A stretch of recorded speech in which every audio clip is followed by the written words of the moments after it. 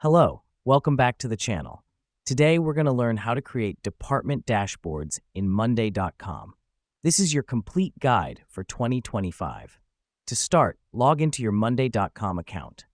Now that we've done that, navigate to the left side of your screen and click the New button. Choose Dashboard from the drop-down menu.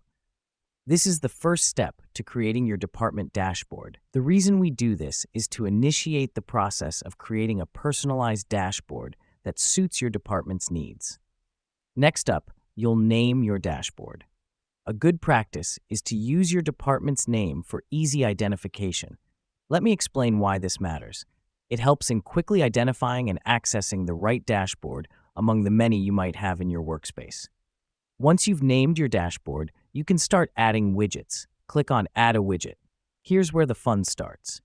There are numerous widgets available in Monday.com to visualize your data. You can add a chart, battery, timeline, or even a world clock, depending on what you want to track. This helps us because it allows us to customize the dashboard to cater to our department's specific needs. After adding your widgets, it's time to connect your boards. Click on the widget settings and select Connect Boards. Then, choose the boards you want to connect to the dashboard. The reason we do this is to link the relevant data from our boards to our dashboard, keeping everything in one place. Finally, arrange your widgets. You can drag and drop them anywhere on your dashboard. This is crucial because it allows you to organize your dashboard in a way that's most productive and efficient for your team. A well-organized dashboard can drastically cut down the time spent on finding information. And there you have it.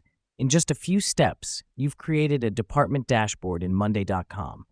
This will significantly improve your team's efficiency and productivity by providing a clear visual representation of your data. Remember, a well-structured dashboard is an invaluable tool for any department. Keep exploring and enhancing as you go along. Thanks for watching, and see you in the next tutorial.